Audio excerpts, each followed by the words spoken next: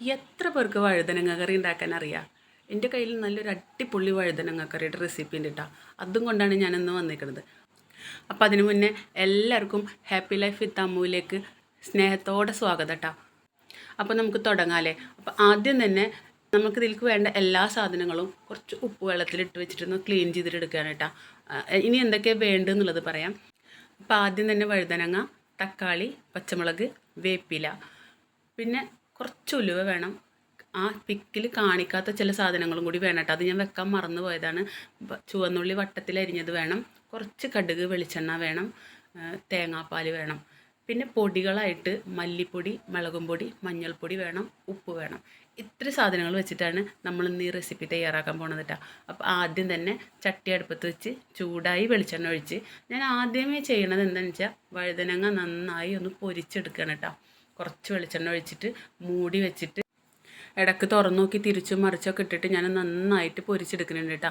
പൊരിക്കുമ്പോൾ നമ്മൾ മഞ്ഞൾപ്പൊടി, മുളകും പൊടി അങ്ങനെയുള്ള സാധനങ്ങളൊന്നും ആഡ് ചെയ്യേണ്ട, വെറുതെ പൊരിച്ചാൽ മതി കേട്ടോ.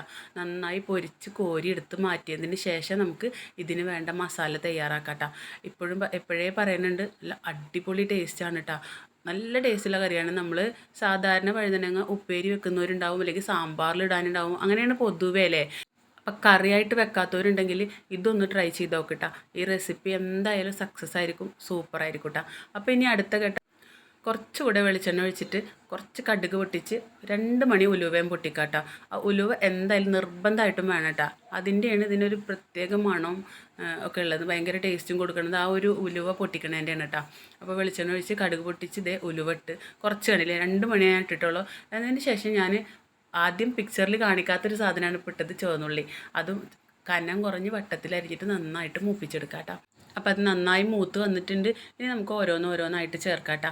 ആദ്യം തന്നെ മണത്തിലും ഗുണത്തിലും ഒക്കെ മുന്നിലുള്ള വേപ്പില തന്നെ ആദ്യം ചേർത്തിട്ടുണ്ട് കേട്ടോ. ഇനി പച്ചമുളക് ചേർക്കുക. പച്ചമുളക് നന്നായി ഒന്ന് വഴണ്ടി വന്നതിന് ശേഷം നമുക്ക് തക്കാളി ചേർക്കാം കേട്ടോ. പച്ചമുളക് ചേർക്കുമ്പോൾ നമ്മൾ എരിവിനനുസരിച്ച് ചേർത്താൽ മതി. നല്ല എരിവുള്ള പച്ചമുളകാണെങ്കിൽ 2 എണ്ണമൊക്കെ ചേർത്താൽ മതി കേട്ടോ. ഞാനിവിടെ അധികം എരിവില്ലാത്ത കാരണം കൊണ്ട് 4 എണ്ണം എടുത്തിട്ടുണ്ട്. അപ്പോൾ അത് നന്നായി മൂത്ത് വന്നിട്ടുണ്ട്. ഇനി നമുക്ക് തക്കാളി ചേർക്കാം കേട്ടോ. തക്കാളി നന്നായി ഇളക്കി യോജിപ്പിച്ച് മൂടിയിട്ടിട്ട് ചെറിയ തീയിലിട്ടിട്ടാണ് നമ്മൾ മൂപ്പിച്ചെടുക്കുന്നത് കേട്ടോ. ചോറിനും ചപ്പാത്തിക്കും ദോശക്കും ഒക്കെ കൂട്ടാൻ പറ്റിയ കറിയാണ് കേട്ടോ. കോമൺ ആയിട്ട് എല്ലാവരും നമുക്ക് എടുക്കാൻ പറ്റിയൊരു കറിയാണ്.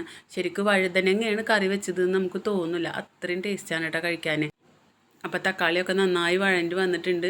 ഇനി നമുക്ക് ഇതിലേക്ക് കുറച്ച് പൊടികൾ ചേർക്കണം കേട്ടോ. 2 ടീസ്പൂണാണ് ഞാൻ മല്ലിപ്പൊടി എടുത്തേക്കണത്. 2 ടീസ്പൂൺ മല്ലി, 1 ടീസ്പൂൺ മുളക്, 1/2 ടീസ്പൂൺ മഞ്ഞൾപ്പൊടി. ഇത് 3ഉം കൂടി ഇട്ടിട്ട് നന്നായി മൂപ്പിച്ചെടുക്കുക കേട്ടോ. അതിൻ്റെ പച്ചമണം മാറുന്ന വരെ ഒന്ന് നന്നായി വഴറ്റിയെടുക്കുക കേട്ടോ. പൊതുവേ എനിക്ക് കറികളിൽ മല്ലിയുടെ ടേസ്റ്റ് അത്ര ഇഷ്ടമല്ല കേട്ടോ. ഞാൻ മല്ലിയുടെ ടേസ്റ്റ് അത്ര അങ്ങോട്ട് ഇഷ്ടപ്പെടുന്ന ഒരാളല്ല. പക്ഷേ ഈ കറിയിൽ നിർബന്ധമായിട്ടും മല്ലി വേണം. മല്ലിപ്പൊടിയും അതേപോലെ തന്നെ ഉലുവ, ഈ രണ്ടിൻ്റെയും ഫ്ലേവറാണ് ഇതിന് ഏറ്റവും കൂടുതൽ ടേസ്റ്റ് കൊടുക്കുന്നത് കേട്ടോ. അപ്പോൾ അത് നന്നായി മൂത്ത് വന്നപ്പോൾ ഞാനതിൽ വെള്ളം ഒഴിച്ചിട്ടുണ്ട്, കുറച്ച് മസാല ഒന്ന് വേവാനും. പിന്നെ നമ്മൾ ആദ്യമേ പൊരിച്ച് വെച്ചിട്ടുള്ള വഴുതനങ്ങയും കൂടി ഇതിലിട്ടിട്ട് ഈ മസാലയും വഴുതനങ്ങയും കൂടി ഒന്നിച്ച് കിടന്നിട്ടൊന്ന് വെന്ത് കറക്റ്റായിട്ട് വരട്ടെ കേട്ടോ. അപ്പോൾ ഞാൻ വഴുതനങ്ങ ഓരോന്നായിട്ട് അതിലിട്ട് കൊടുക്കുന്നുണ്ട്. എല്ലാതും ഇട്ടതിന് ശേഷം മൂടി വെച്ചിട്ട് നന്നായി ഒന്ന് വേവിച്ചെടുക്കാം കേട്ടോ. ഈ മസാലയൊക്കെ ആ വഴുതനങ്ങളുടെ ഉള്ളിലേക്ക് ഒന്ന് പിടിച്ച് സെറ്റായിട്ട് ഈ ഒരു സ്റ്റേജിൽ നമുക്ക് ഉപ്പ് ചേർത്ത് കൊടുക്കാം കേട്ടോ. ഉപ്പും പാകത്തിന് ഇട്ട് കൊടുത്തിട്ട് മൂടി വെച്ചിട്ട് തീ ഒന്ന് ചെറുതാക്കി വെച്ചിട്ട് നമുക്ക് വേവിച്ചെടുക്കാം കേട്ടോ. ഒരുപാട് സമയമൊന്നും വേവിക്കേണ്ട ആവശ്യമില്ല, കാരണം നമ്മൾ ആദ്യമേ വഴുതന പൊരിച്ചെടുത്തതാണല്ലോ. പിന്നെ ആ മസാല ഒന്ന് വഴുതനയിൽ പിടിക്കാൻ വേണ്ടി ഒരു 5 മിനിറ്റ് സിമ്മിലിട്ടിട്ടൊന്ന് വേവിച്ചെടുക്കാം കേട്ടോ. അതിന് ശേഷം ഒരു അരമുറി തേങ്ങയുടെ പാല് ഒന്നിച്ച് പിഴിഞ്ഞത്, 1-ാം പാലും 2-ാം പാലും തരം തിരിക്കാതെ തന്നെ പിഴിഞ്ഞെടുത്തതാണ് കേട്ടോ. കുറച്ച് വെള്ളത്തിൽ പിഴിഞ്ഞെടുത്തിട്ട് ആ തേങ്ങാപ്പാൽ നമുക്ക് ഇതിലേക്ക് ആഡ് ചെയ്ത് കൊടുക്കാം കേട്ടോ. അതോടുകൂടി നമ്മളെ കറി സെറ്റാവും, സൂപ്പറാവും. ഇതേ ഞാൻ തേങ്ങാപ്പാൽ ഒഴിച്ചെടുത്ത് ഈ ഒരു തിക്ക് വരുമ്പോഴാണ് നമ്മൾ തേങ്ങാപ്പാൽ ഒഴിക്കേണ്ടത് കേട്ടോ. ഒരുപാടിട്ട് കറി ഇളക്കിയ വഴുതന അങ്ങനെ അങ്ങോട്ട് ഉടച്ച് കളയരുത്.